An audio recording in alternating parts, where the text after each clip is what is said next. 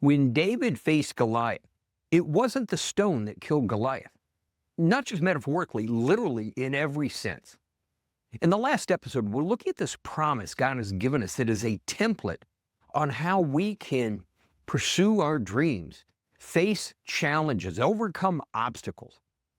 And the first part was God says that He goes before us, that God is not merely with us as a comforting presence, but He's actively going before us.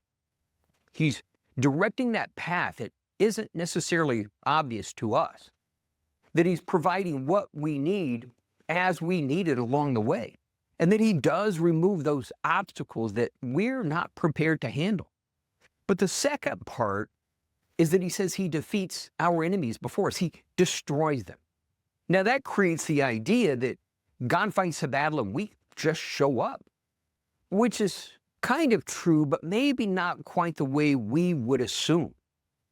See, it's not saying that God removes them, but what He does do is He takes away their power. He removes, He strips away their spiritual authority, their strength, their identity, their ability to stand against us. That His intention is they would no longer have a continued impact on your life, your calling, your purpose, your ability to lay hold and possess all the blessings that God has for you. And we see that so played out perfectly with Goliath.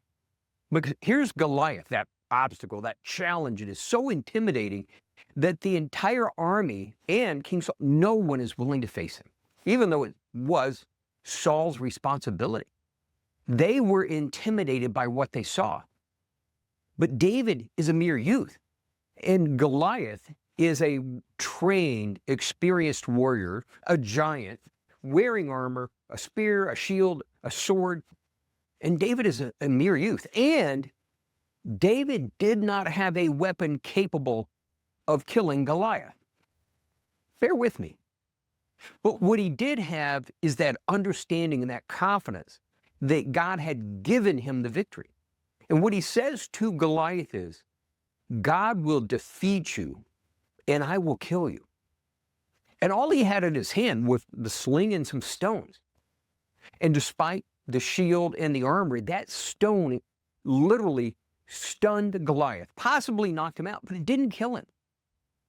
David had to go and retrieve Goliath's own sword to finish the job.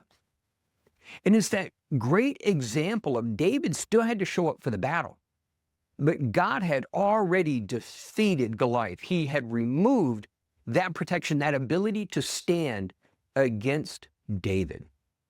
And it's the same for you and I. There are challenges, obstacles, situations that seem intimidating.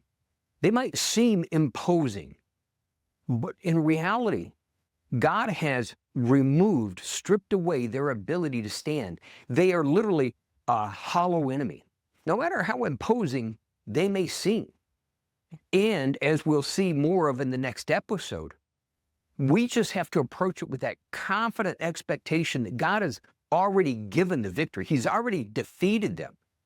And now it's just us playing our part, aligning with God to complete that victory. Now, there are times when that victory is immediate, and there are others where it requires persistence and tenacity. But regardless, the outcome, if we stay faithful, if we stay aligned, is assured. The difference often is about increasing our maturity, our strength, our reliance on God, that we would continue to develop and mature as sons and daughters of the living God. But His defeat means the outcome is assured if we stay the course. It reminds me of when God told Joshua as they're preparing to go into that land of promise, no one will be able to stand against you. It didn't mean they would run away, but it meant no matter how big that army was, how great that nation was, God had removed their power, their ability to withstand what God was giving to His people. And their role was to possess it, to take possession of that amazing blessing that God had for them. So the next challenge, the next obstacle, the next thing you face Rather than allowing discouragement to frame your mental thoughts, your narrative, remind yourself God has defeated them. I just have to align with it and play my part.